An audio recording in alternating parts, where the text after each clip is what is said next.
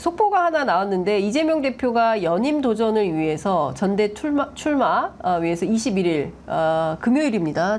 대표직 사퇴한다는 보도가 나와 있는데요. 사실입니까? 그런 추측성 보도가 많이 나왔습니다. 추측성 보도예요? 네네. 아직 대표가 그 사퇴와 관련한 정확한 시점, 그리고 사퇴 여부에 대한 판단, 이런 것들을 말씀하고 계시지 않습니다. 네. 아 그래요? 네. 아 그럼 이거 오보예요?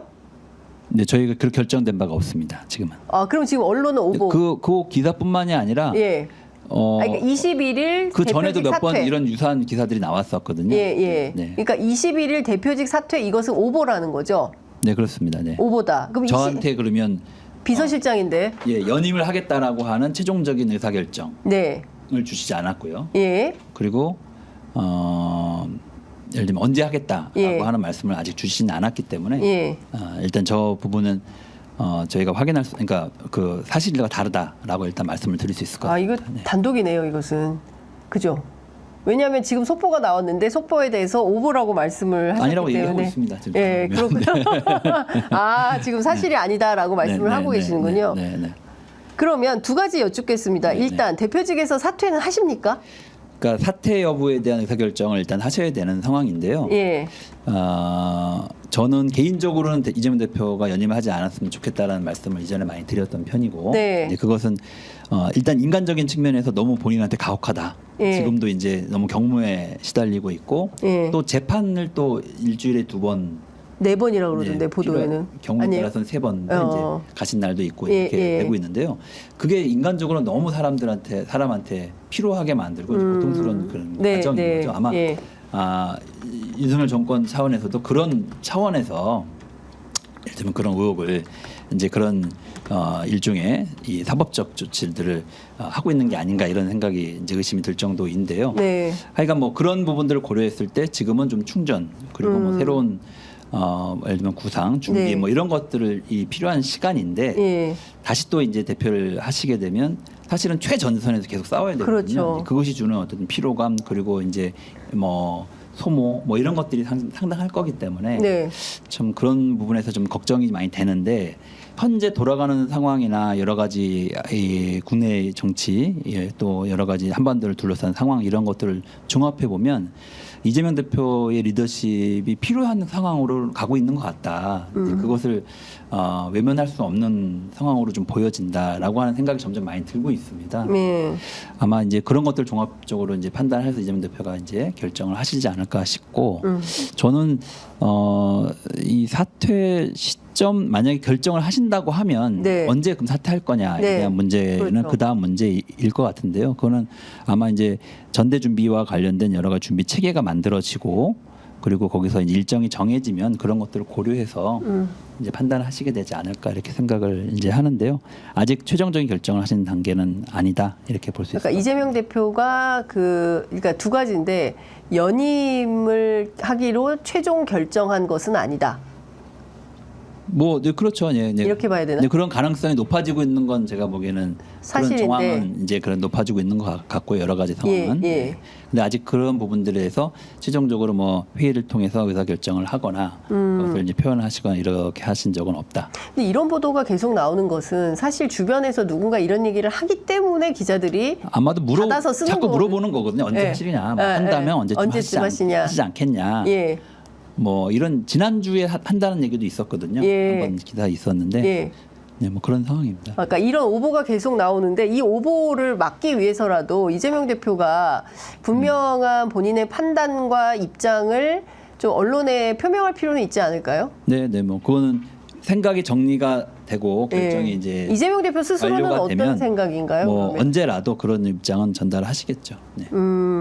그러니까 이재명 대표 스스로는 고민이 계속 뭐 여러 길어지는데. 말씀을 이렇게 같이 나누고 있긴 한데요. 근데 그 세부적인 부분은 제가 이야기할 부분은 아닌 것 같고, 그건 이재명 대표가 그 본인의 입장을 정리해서 말씀하시는 게 좀 필요할 것 같습니다. 천준호 비서실장께서 궁금증을 계속 자아내시기 때문에.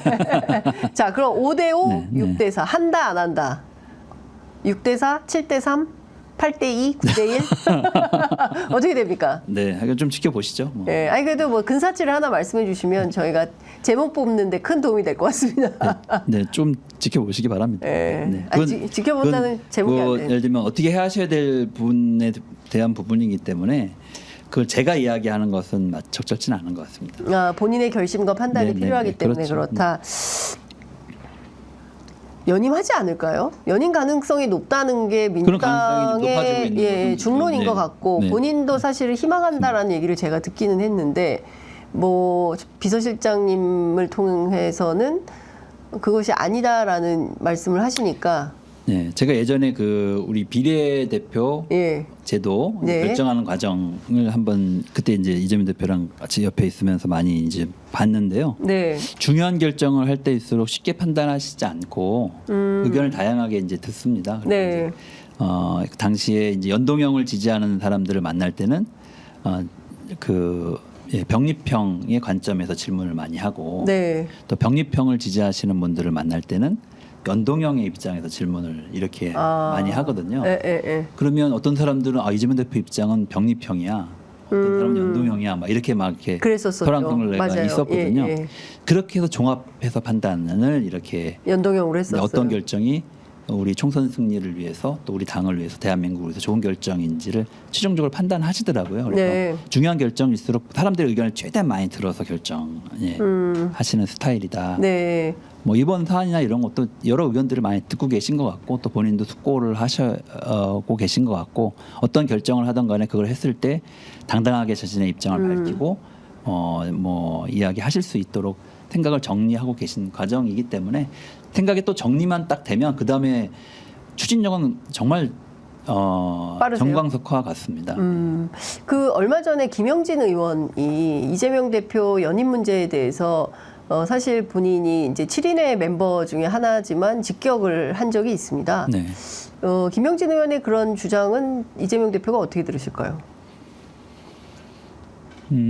뭐 잘 아마 귀담아 들으셨을 거라고 생각을 하고 또 그런 이야기를 하신 데는 그만한 이유가 있기 때문에 그 취지와 내용을 존중해서 들으셨을 거라고 생각을 합니다. 그리고 그런 이야기를 여러 번 하셨고요, 실제로도. 뭐 그래서 그걸 판단해서 참고해서 최종적으로 결정을 이제 하시는 거죠.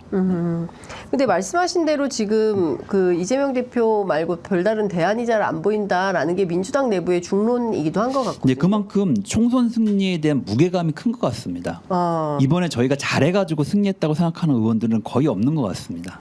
물론 개인들은 다 열심히 최선의 노력을 했지만 민주당이 잘해서 승리했다기보다는 윤석열 정권의 심판을 위한 도구로 민주당을 선택해 주신 거거든요. 그렇기 때문에 민주당이 이 총선 민심을 제대로 받들지 못하면 민주당도 심판의 대상이 될 것이라고 하는 그런 생각을 많은 사람들이 하고 계시거든요.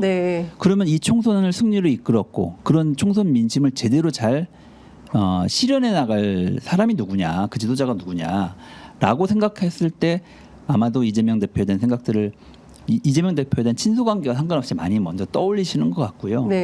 그래서 사실은 그런 부분들에 대한 필요성을 여기저기서 많이 이야기를 하고 계신 것 같고 또 그게 저도 그런 느낌이 전달이 되기 때문에 이게 상당히 간단치 않은 상황이다. 어떤 개인의 자기네 입장만 놓고 판단하기는 어려운 상황인 것 같다라고 하는 어쨌든 시대적인 어떤 뭐랄까요 좀 과제, 뭐 사명감, 뭐 이런 것들을 자꾸 떠올리게 되는 그런 상황이 되는 것 같아요. 근데 얼마 전에 어제죠, 당원 당규 개정안도 보면 당 대표 사퇴 시한 예외를 주는 규정. 그 다음에 이제 부패 관련된 혐의로 기소된 당직자 직무정지 조항을 삭제하는 거, 뭐 이런 등등이 사실은 이재명 대표를 위한 맞춤형 아니냐라고 보수 언론은 비판하고 있습니다. 근데 그게 저희가 이번뿐만이 아니고 참 돌아보시면 과거에 저희가 보궐선거 과정이라든지 뭐 또 선거 과정에서 그때그때만 쟁점이 됐던 사안들이었거든요. 근데 그 부분에 대해서 우리가 명확하게 입장을 정리해 놓는 게 좋겠다라고 생각이 들어서 이번에 이제 그 처리를 한 것입니다. 그래서 그 갑자기 뭐 지금 이재명 대표가 놓여 있는 상황을 놓고 판단한 것은 아니고 오랜 시간 동안 축적되었던 여러 가지 경우의 수에 대한 그 생각들이 결집이 돼서 그런 당원 당규로 개정안으로 이제 만들어졌다고 봐주시면 좋겠습니다.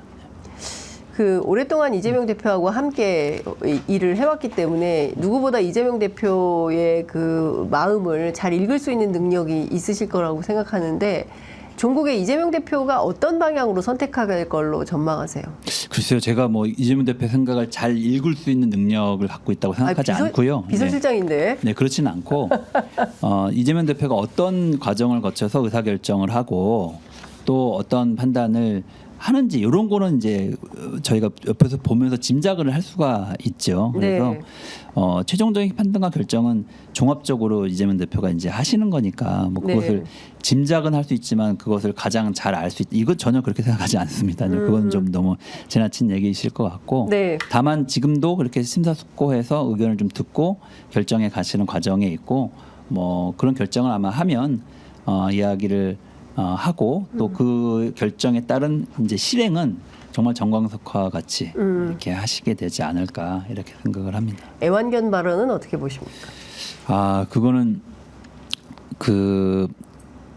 이 김성태 회장 이분에 대한 이야기가 한참 거론됐던 시점 기억나실지 모르겠는데 해외에 나가 계시다가 국내로 들어올 때 이분이 들어오면 이재명 대표는 당장 끝날 것처럼 언론이 보도했었던 거 혹시 기억나십니까? 그때 핵심은 변호사비 대납이었습니다. 예, 변호사비 대납 사건으로. 예. 네.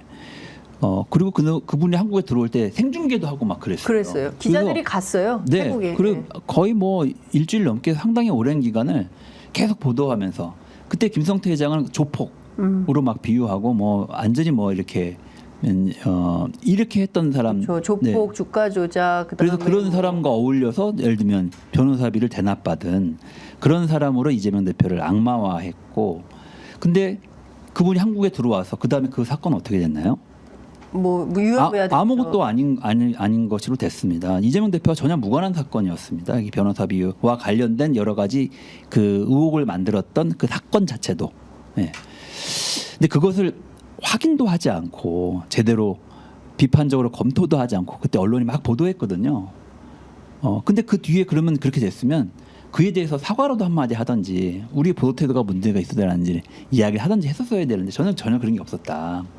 근데 그런 거 보면서 제가 우리 당에 출입한 정치부 기자님들한테 그런 얘기를 항상 많이 하는데요. 정치부가 힘내야 된다. 예, 법조에서는 검찰에서 정보가 독점하고 있다 보니까 검찰이 주는 기사를 중심으로 막 쓸 수밖에 없지 않냐.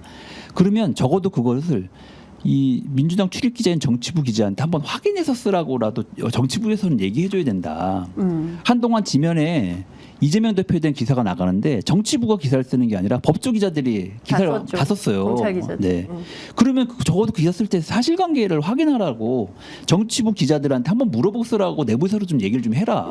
정치부가 힘을 내야 된다. 어떻게 정치부를 제끼고 기사를 쓰냐. 뭐래요? 다 공감합니다. 출입 기자들이. 네, 다 공감하시거든요. 예. 저는 그런 상황에 대한 이야기를 하신 게 아닌가 생각을 합니다. 그런 것을 가리키는 것이었죠. 근데 달을 가리키면 달을 봐야 되는데 손가락 끝을 보고 이제 이야기를 한 거라고 생각이 들고요. 그와 관련해서 어저께 이재명 대표가 이제 뭐 페이스북에 자신의 입장을 이제 소회를 밝히기도 했고 손석희 아나운서가 전에 이제 이야기했던 방송 때 했던 브리핑 내용을 소개도 이제 했었죠. 예. 저는 뭐 그런 부분에 대한 뭐 성찰적 접근 뭐 이런 것들이 좀 필요하지 않은가. 그게 그렇게 봐야만 우리 사회 전체에 도움이 된다. 이렇게 생각을 하고 있습니다. 근데 예컨대 좀 저는 본질은 쌍방울 대북 소금 사건, 특히 이제 언론의 이 보도에 대한 문제 제기였는데 지금 남은 것은 애완견과 기레기밖에 안 남았다. 논쟁을. 근데 그렇게 몰아가는 거죠, 더. 그렇게 기사를 예를 들면 썼다. 라고 비판을 받는 일부 언론에서 구도를 그렇게 왜곡시키고 있는 거 아닌가라는 생각을 합니다. 그래서 전혀 그런 의도로 이야기되진 않았다라고 생각이 들고요. 그래서 정말로 권력을 감시하는 역할, 그 권력의 대상 중에는 당연히 뭐 정치인들 들어가겠죠. 뭐 그거 자체를 저희가 거부하는 것은 아닌데 그 취재하고 기사를 쓰실 때는 한쪽의 이야기를 일방적으로 반영하기보다는 사실관계를 확인하고 이것이 사실이 아닐 가능성에 대한 대비도 하시고 설령 잘못 기사를 작성하셨다면 추후에 그 부분에서 바로 잡고 이야기해 주셔야 된다. 그 지난 김성태 회장을 국내로 소환할 때 변호사비 대납 사건 관련된 기사 그 양상을 다시 한번 떠올려 보셔라. 그래서 지금은 어떻게 하고 계시냐. 저는 그런 말씀을 좀 드려보고 싶습니다. 알겠습니다. 자, 이동을 하셔야 돼가지고 오늘 말씀은 여기까지 듣도록 하고요. 저희가 또 다음에 충분한 시간을 갖고 상세한 말씀 듣도록 하겠습니다. 자, 오늘 말씀 잘 들었습니다. 고맙습니다. 네, 감사합니다.